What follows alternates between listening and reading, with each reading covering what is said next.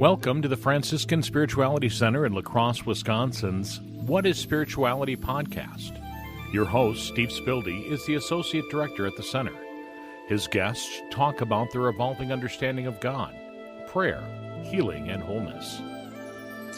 Welcome. Today it is my pleasure to introduce Marcia Bentley. This is a pleasure for me because Marcia is a teammate. She serves as one of the leaders for the Spiritual Direction Preparation Program. Marcia is also a personal friend, and so it's a joy to talk to her. And beyond that, I'm excited because Marcia is one of the wisest and spiritually deep individuals that I know. And so she comes with a great deal of wisdom, and it's a pleasure to make that wisdom available to a larger audience. So welcome, Marcia. Wow. Thank you, Steve. What a wonderful introduction.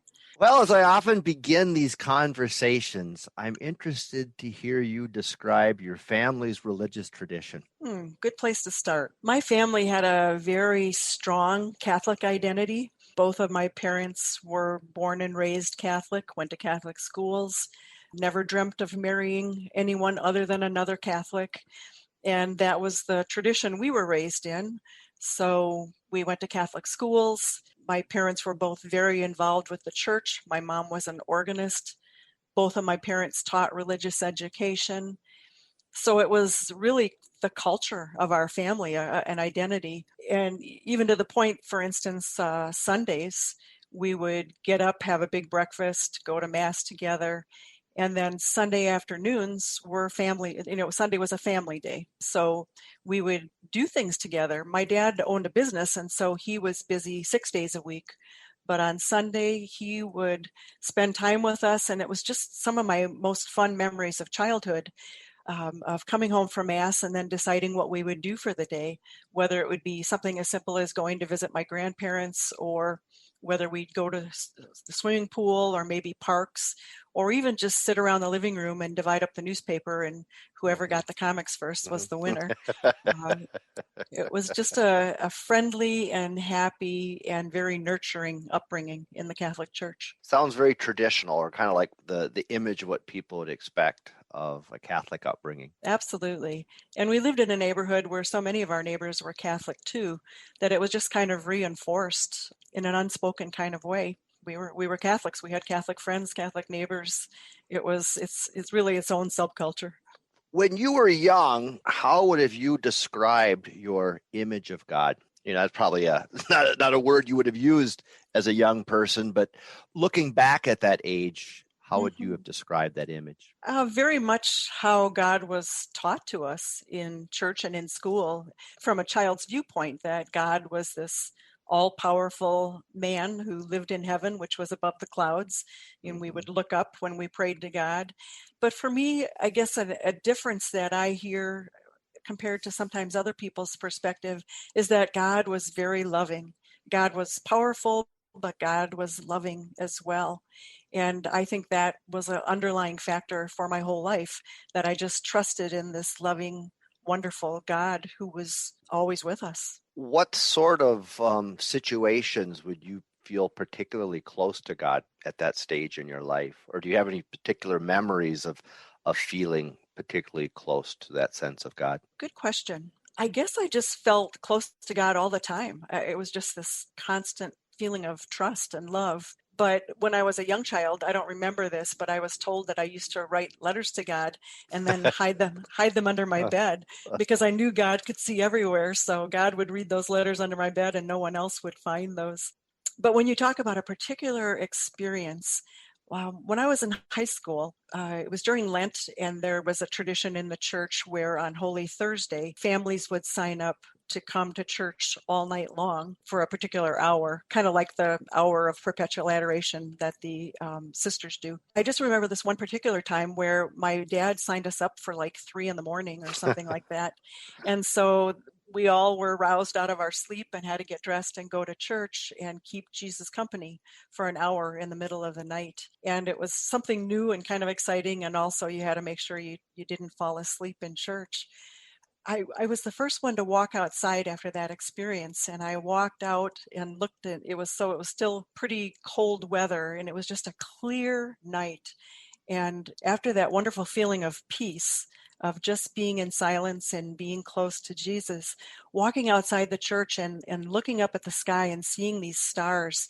And I just had this moment of connection with everything. At the time, I don't know that I called that God, but looking back on it, I would call that just a real experience of being one with God, which was awesome. The word that comes to mind as I listen to that story is transcendence. And that was the first time I remembered feeling like that. So I think kind of on the bridge between childhood and early adulthood, it was just a different experience and feeling of God, and one I still remember all these decades later. Well, I know as you got older, at some point, you moved away from the church. How would you describe that transition? When I was in college, I was a really excellent student, and people were always saying, you can do whatever you want in life. And I thought about that, but what I kept hearing was, I can be anything that I want, except I can't be an astronaut and I can't be a priest.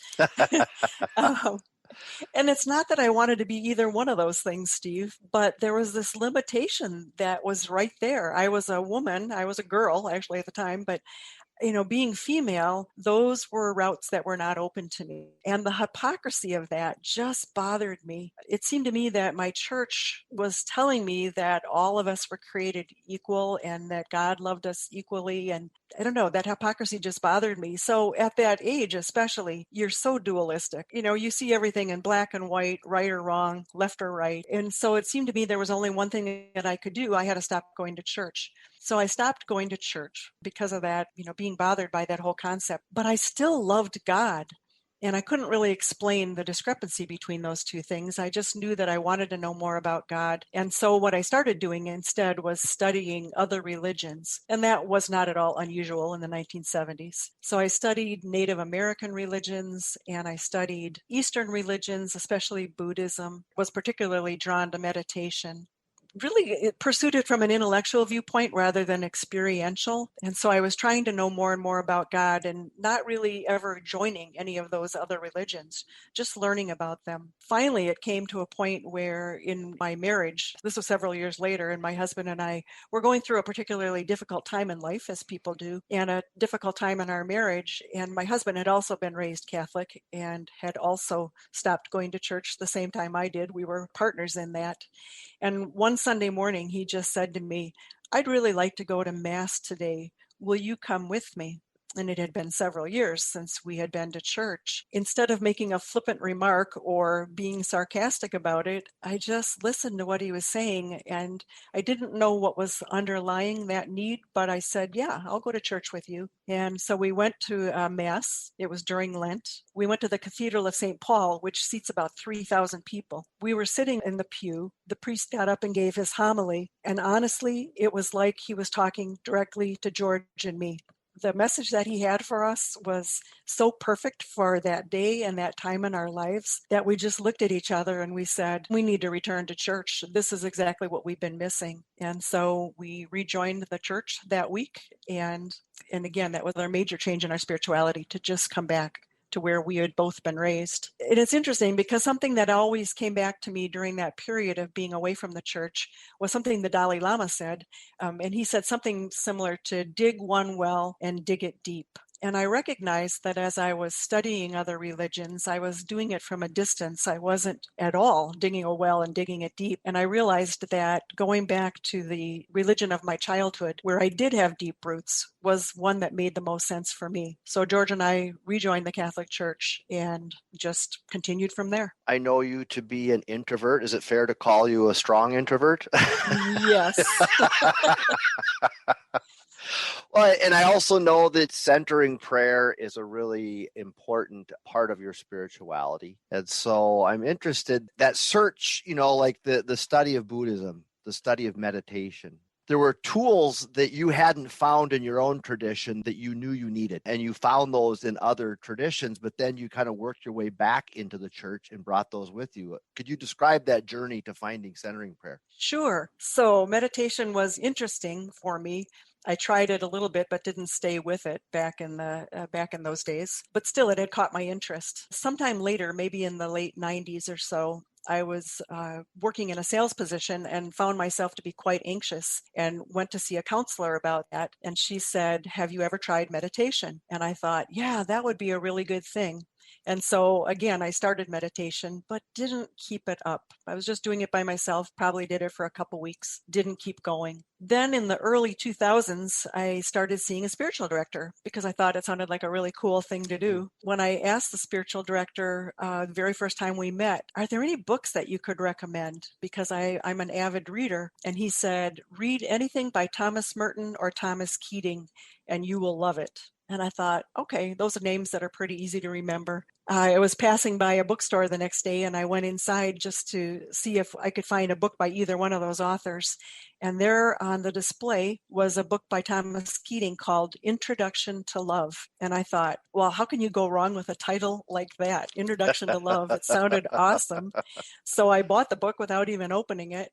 I brought it home and opened it up, and it was all about centering prayer. And so I said, you know what? This meditation keeps coming back. I think there's a pattern here that I need to listen to. So I started very seriously doing centering prayer back then and have remained a practitioner ever since then. For those who don't know what centering prayer is, and particularly are not familiar with Thomas Keating, could you tell us a bit about that? Centering prayer is a Christian form of meditation. What most people don't know is that Christians meditated throughout Christianity's history, but it was dropped maybe 400 or 500 years ago for a number of reasons. Part of the reason was that the churches wanted to be able to assert more control over all of these different influences that were affecting its members. And so for whatever reason, meditation went out of existence in Christianity. Back in the 1960s and 1970s, a lot of Christians were leaving Christianity and moving over to Buddhism because they wanted to be able to meditate. And Thomas Keating was an abbot of a Trappist monastery in Massachusetts. And he noticed this, crowd of people leaving Christianity. And he said, "That's crazy. Meditation's been a huge part of Christianity from the beginning." So he and his associates went about trying to put together a modern method of meditation that would work for Christians, where Eastern religions are more about paying attention to your breath or to a tone or something like that. Centering prayer is about paying attention to the fact that God is within us, and it's just centering on God's presence and truly listening to the silence. So it is, again, a very unique Christian form of meditation. I think it takes us to the same place, which is just a oneness with the world around us. Can you describe how centering prayer has blessed your life? Centering prayer has definitely blessed my life. At first, I was, seeking some relief from anxiety, which it definitely brought me. But over the years, by just listening to the silence, it changes you. So by making room for silence, by centering on God, by just ignoring your own ego and your own to-do lists and your own concerns for just a time and setting aside some time to just go into this place of silence and peace, it creates space inside of you. By doing it on a daily basis, you reinforce that space or you replenish that space inside of you. It just makes you, over time, a more patient, a more caring, a more listening individual, because you're able to just be able to stay in a gap without responding to everything or without reacting to everything right away. It just gives you this ability to stop and listen and make a decision about how you want to proceed. You had mentioned your husband, George, and some of the things that stand out when I think about Marcia Bentley is one, that you are a deep practitioner of centering prayer. And I also look to you as someone who really understands grief and has had, unfortunately, many experiences with grief, including with George. Could you talk about that for a bit? I don't think I'm any different than anybody else in terms of in early childhood. I lost a grandpa when I was 4. And it was just kind of confusing to me at the time. But my first experience with, I think, real deep grief was when I was 11. So when I was 11 years old, I had just turned 11, and my mom had a baby. He was child number 8. And I was so excited about the birth of another child in our family that I convinced her to take me to the hospital when she went in to deliver. And so I was actually at the hospital, and unfortunately, where all my mother's other babies had all been healthy. This baby died soon after birth. So that was my first experience with grieving. My aunt came and picked me up at the hospital. I had no idea what was going on. She took me to her house, which was close to the hospital. All the other kids in my family ended up being at my aunt's house. And then my dad came from the hospital to break the news to us that my little brother had died. The first thing that struck me about that, Steve, was that when my dad entered the house, he was crying. So I was 11. I didn't know men could cry. So, I'd seen, of course, children cry, and I knew women cried, but I'd never seen a man cry. And that was the first thing that struck me, was he was crying. And he explained to us what had happened and that things were going to be very difficult for my mom for quite some time. So we were going to have to be especially kind to her and patient and to be obedient children.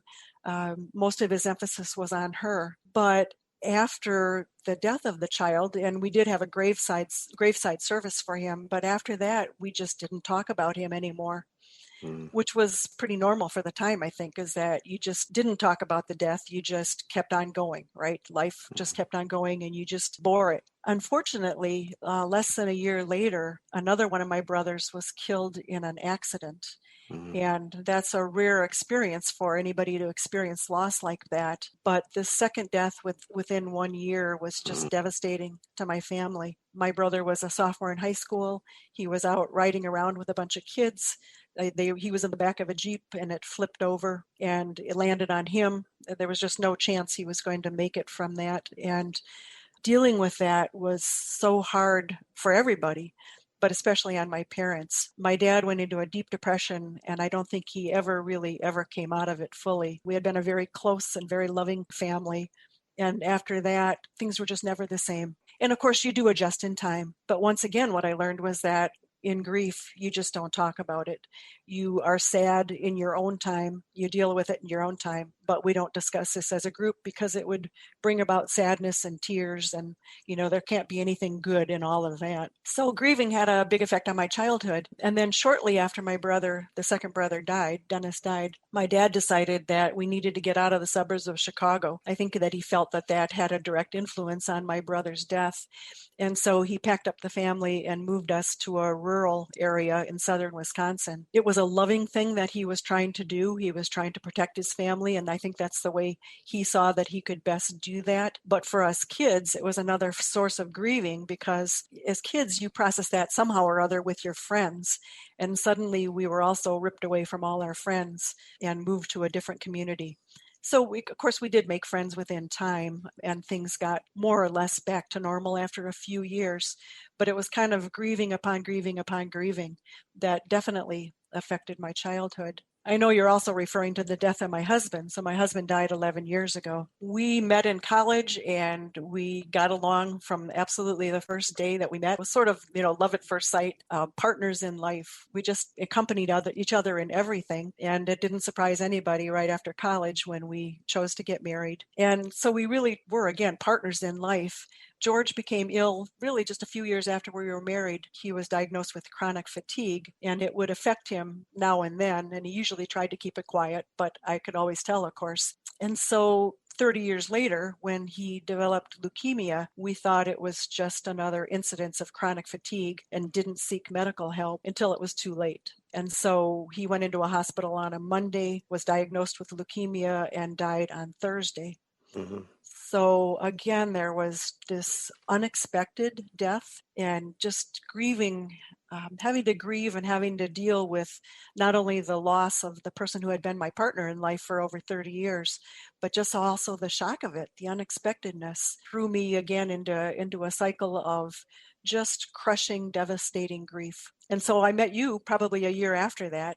I was still amazingly affected by it. Being an introvert, I'm pretty quiet normally anyway. It just put me in a place of silence, probably for a couple of years, just trying to come back to life myself. I know based on our personal relationship that because of George's health issues, because you were working really hard, you didn't have a big social network. I mean, the two of you were just very close and in kind of your primary social contact. Is that correct? That is correct. And so when he died suddenly, not only is there the grief and the loss, but then you end up being very alone. Not only did you lose your beloved partner, but now you were very alone. Is it fair to say those two experiences are very connected, but yet they are distinct? Yes, that's a very good insight, Steve. So my husband was sick for over 20 years. And over those 20 years, it happened very gradually, but our social circle just decreased and decreased, mostly because we tended to have friends that liked to do things on an impromptu basis. And they would say, let's go do something. And we would say, you know what, George isn't feeling well, so we can't go tonight. Or even if they planned things, would you like to come over for dinner next week? Well, can you hold off? Can we let you know closer to that date because George isn't feeling well? And it wasn't anything real overt, but just slowly over time, our social circle did decrease. In addition to that, we moved to a home in the woods because it was very quiet and very peaceful, and it was just easier for him to operate in this very quiet environment. And so at the time when he died, I suddenly found myself living out in the woods by myself. It was actually a little bit scary. And also, I didn't have any relatives in the area. We were living in the Twin Cities, and most of my family lived in Wisconsin or other places. And so that isolation occurred, absolutely. And so what I did to counter it was that, for one thing, I had a spiritual director, which was huge for me because I could go and process it with my spiritual director. The first time I went to see her after George's death, I just sat there and cried the entire session. I just couldn't even talk. And it was probably the most moving spiritual direction session I've ever had because she didn't talk either. She just sat and wept with me. And that was so comforting. I just felt so companioned and not pressured. It was a beautiful expression and gesture of love on the part of my spiritual director. But I started seeking out any kinds of sources that I could to deal with this grieving. So that was a departure from the past in that I was going to face this, and I was going to face it head on. And so I searched out everything. I joined some grief groups or grief support groups. I started reading everything I could get my hands on. I started going to see a therapist to find out how I could deal with grieving. When I read some of these books about grieving, I actually contacted the authors and set up interviews with them so that I could speak with them about their experience with grief. And I just embraced it really with everything I had so that I could really, just so I could survive, but also so that I could get to know every face of this grieving, because it affects you on every level, Steve. It affects you emotionally, psychologically, spiritually, physically. And I was just learning it, and I was learning it pretty much on my own. So I wanted to engage partners as best I could for all their help. We were talking about centering prayer. How was that a resource to you on the grieving journey? I had joined a centering prayer group just a few months before George died. And other than that, before that, I had just always prayed on my own. So I joined this group, and they were a huge part of my journey as well, because when I let them know that George died, there was this instant understanding and compassion. In a centering prayer group, when you pray together in silence, it might sound kind of difficult to understand for anybody who hasn't done this, but when you pray together in silence, you go to this place together of deep trust and compassion and love. So even though this group did not know me very well, they reached out to me in just amazing ways of support and love and kindness. And so that support helped me a lot. But also just in centering prayer, I never was angry at God for taking George. I mean, I know a lot of people, when a close person dies, they strike out and they're angry at God. And if they are, it's good that they express that. I never had that anger. I had been accustomed to George being ill for a long time, and really, in a lot of ways, I was grateful for him that he was no longer in that physical place of illness and pain. But centering prayer just brought me to a place where I could just rest. And I didn't have any pressures about having to answer questions or perform or do anything. I could just rest with God. And so centering prayer just gave me a place of solace like no other place I experienced. As I introduced you, that you have many gifts and areas of expertise. One of those is being an excellent spiritual director. We have an opportunity to meet with participants in the spiritual direction preparation program. We meet in other ways to support each other in that ministry. How has the experience of being a spiritual director been a resource for you in your grieving journey? The reason I ask that question is I know that receiving spiritual direction is a great resource for spiritual growth. Mm-hmm. But more and more, I'm starting to realize that being a spiritual director can be a great resource for spiritual growth.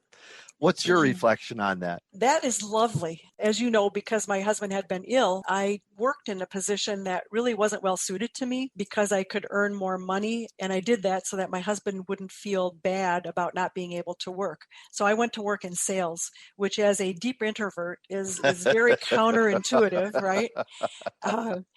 And one day when I was praying, when my husband was still alive, and I was saying, God, am I going to have to do a job I hate for my whole life? Soon after that, I discovered a magazine that was talking about the ministry of spiritual direction. And it was the first time I thought, that is something that I could do. I went to spiritual direction. I worked with a spiritual director, but it hadn't ever occurred to me that I could become a spiritual director. And so even before my husband died, I had applied to a school in the Twin Cities to prepare to be a spiritual director. His death changed those plans for a while, and I came to the Franciscan Center. Spiritual direction is such an amazing thing because it opens up places inside of us when we sit and we are a companion to someone else's sacred stories. It never fails to amaze me when I sit with someone and listen to their story, and especially when it's a story of grief, when I hear grief from a whole different perspective from my own. And it helps me to understand the blessings that I had in my own grieving process. It's a two-way process, Steve. Just from your question, it's kind of leading to another area.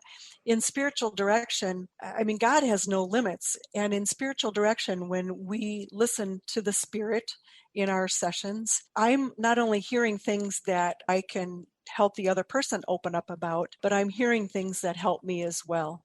So it just never fails to amaze me how God works on so many levels all at the same time to show us all how much God loves us. That's my sense. I learned so much about myself listening to other people because oftentimes I recognize my experience in their story before I've seen it in my own self. And that would be my expectation as you sit with people in grief, that sometimes you learn about aspects of your own grief journey that you had never noticed, but then you see it in someone else and now it becomes obvious to you. Oh, well said. Yes. And you kind of place it in that pattern and have a more broad picture of what it is that you went through.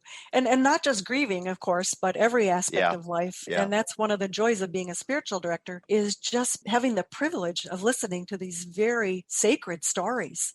People's stories amaze me, especially when they come to trust you as a spiritual director, and they will go deeper and deeper and admit things that perhaps they've never been able to talk about before in their lives. It is just such a sacred blessing to hear these stories and to live through them with the person and to be able to ask them questions about their own stories, things they haven't thought about, so they can place it in a better place in the pattern of their own life. Well said. Well, it has been being connected with the Franciscan Spirituality Center has been one of the great blessings of my life. And one of the reasons for that is I've been blessed to meet some amazing people. And you are very high on that list, Marcia. So thank you for joining me today. You are most welcome, Steve, and you know that goes both ways. If you have any questions about any of the programs that they offer at the Franciscan Spirituality Center in La Crosse, Wisconsin, we invite you to call us at 608-791-5295. That's 608-791-5295. You can also visit our website at www.fscenter.org. www.fscenter.org. Thank you for listening.